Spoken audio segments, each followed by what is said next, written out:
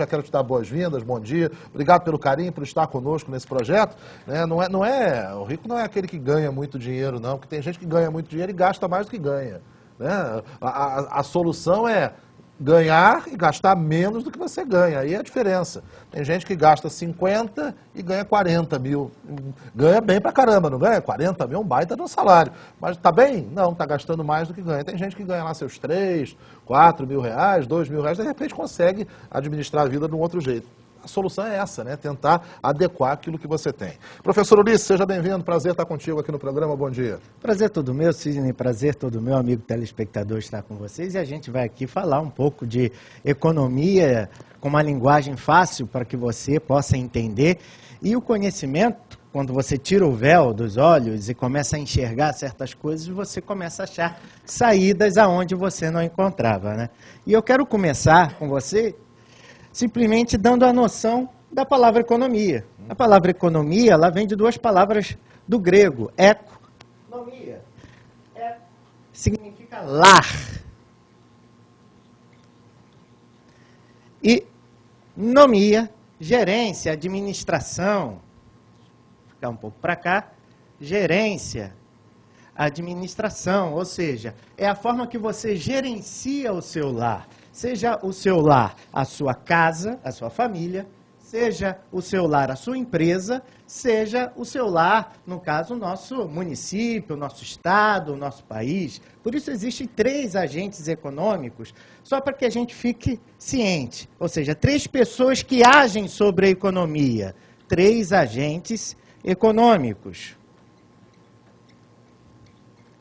Que são exatamente o que eu acabei de falar para você. O Estado, que é o nosso país, o nosso município, nosso estado, Rio de Janeiro, que são as famílias e as empresas. E cada uma delas tem o seu papel dentro da sociedade.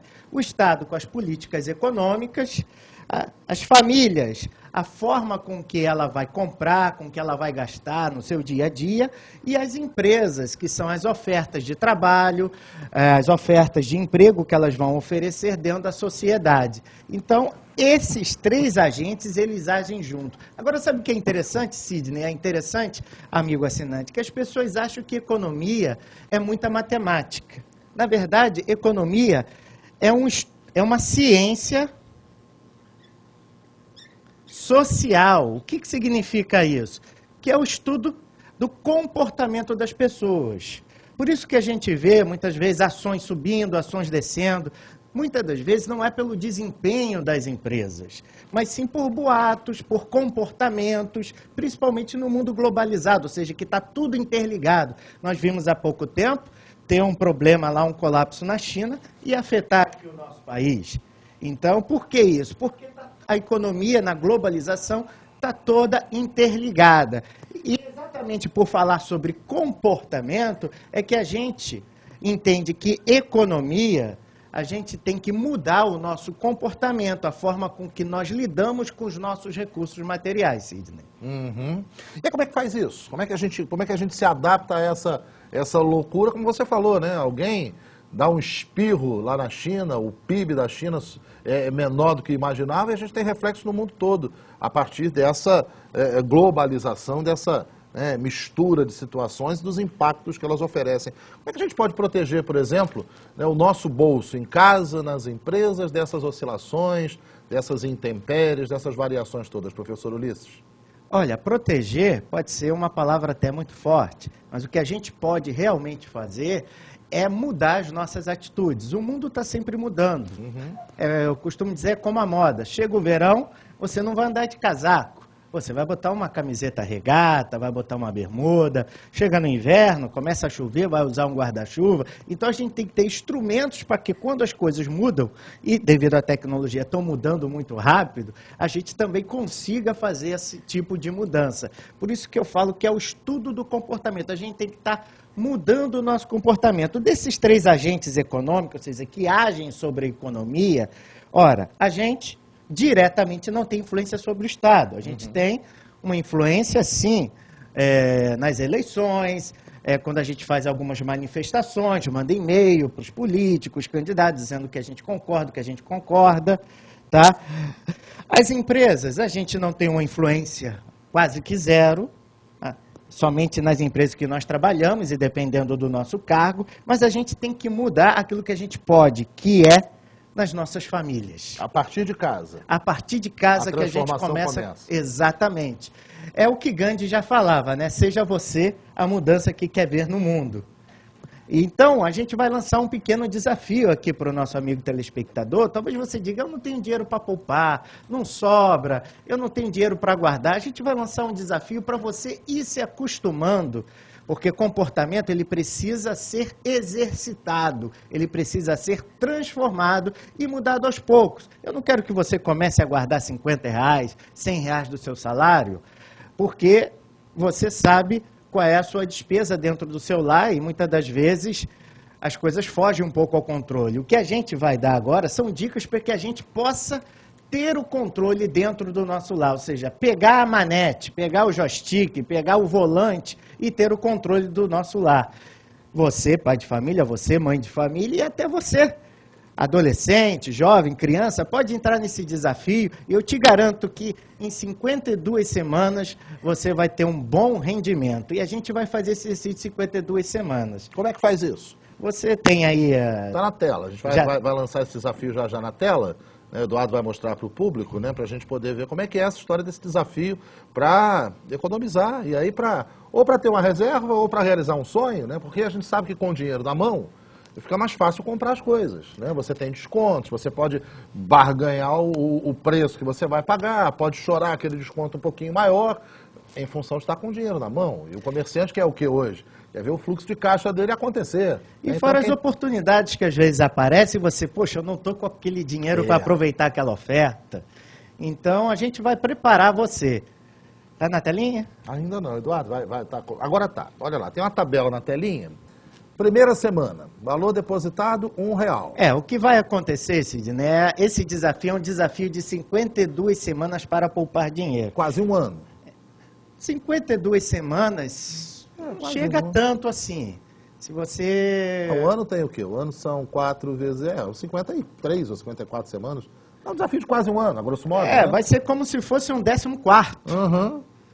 E aí como é que você faz? Você falou de começar a acostumar a poupar. Exatamente. Por exemplo, na primeira semana, como é a primeira semana, você vai poupar R$1. R$1. R$1 apenas. Pode pegar o porquinho, uma caixinha, bota uma fita bem reforçada para você não cair na tentação de tirar. A tentação de quebrar o porquinho.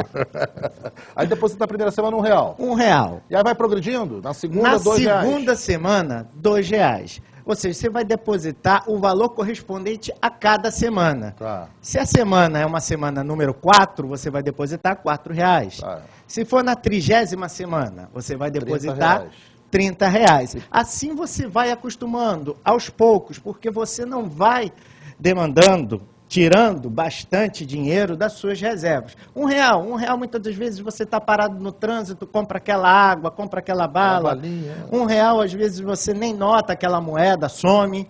Agora, presta atenção nessa moedinha. Pega esse R$1, deposita. Na segunda semana, pega aquela notinha de R$2, bonitinha, dobra ela, deposita.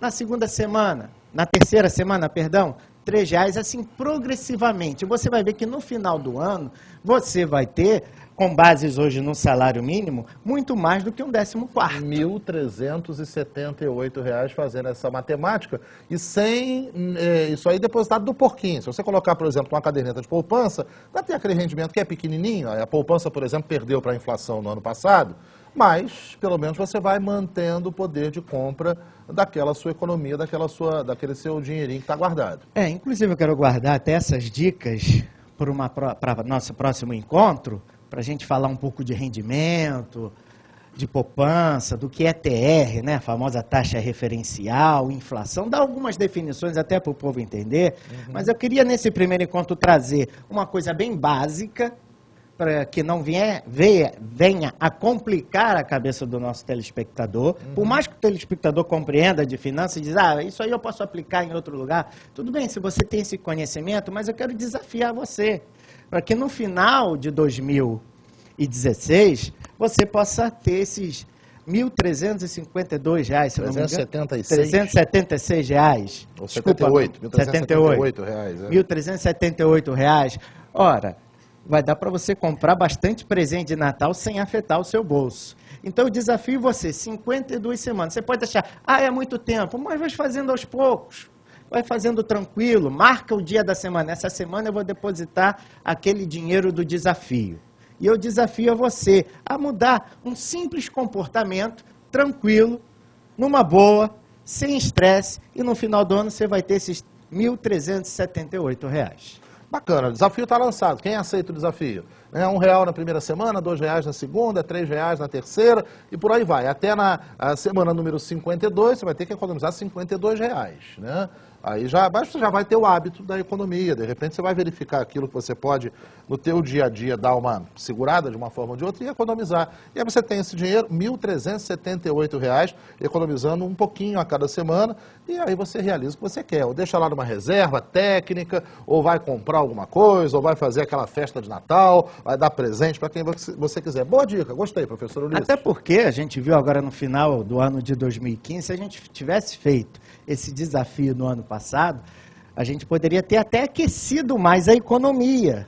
Porque imagina cada pessoa com R$ 1.378 indo aos comércios na nossa cidade de Cabo Frio, podendo comprar um presente melhor para o seu filho, aquela lembrancinha.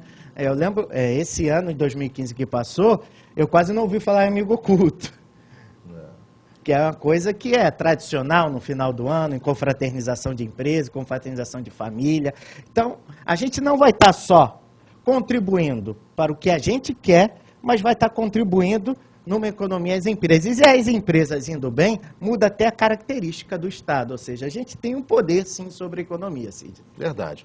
Boa dica, gostei. Semana que vem tem mais. Semana que vem tem mais dicas aí para você e aceite o desafio. Eu desafio você. O que é R$1 na primeira semana, R$2 na segunda semana e assim por diante? Desafio você, dona de casa, desafio você, meu amigo trabalhador, meu amigo empresário, criança, adolescente, e você vai ter aí uma boa economia no final do ano. Muito obrigado, Sidney. Tamo juntos, professor Ulisses Branco trazendo dicas de economia pra gente. Olha, vale a pena. Eu vou até contar uma peculiaridade. Eu tenho o hábito já há muito tempo, era para comprar presente das crianças no final do ano mesmo. O pessoal do comércio fica louco com isso, né? Porque as moedinhas somem. Mas de guardar moedinha, ou no porquinho, ou numa latinha, ou coisa que o valha. E funciona, rapaz. Você sabe que funciona. Mas essa proposta do Ulisses é bacana, porque você cria o compromisso. A moeda é aquele valor aleatório. Ih, me deram um troco aqui de 30 centavos. Você vai lá e pimba, joga no porquinho. R$1, R$2. E você não tem aquele compromisso de criar um valor. Você fica meio aleatório. Aí vai somar no final do ano, dá o quê? R$500, R$600? Essa aqui não, te cria um compromisso, te cria um hábito de economia. Boa dica do professor Ulisses. Muita gente pode aproveitar no final do ano, economizando a cada semana uma quantia que é progressiva, desde R$1 por semana na primeira semana até R$ 52 na 52ª semana. Você economiza aí sem nenhum tipo de rendimento, sem nenhum tipo de aplicação, R$ 1.378. Se for aplicando na poupança, se for aplicando lá em alguma coisa, isso ainda aumenta um pouquinho, mas aí é um assunto para a nossa próxima dica de economia com o professor Ulisses Branco. Bacana, gostei.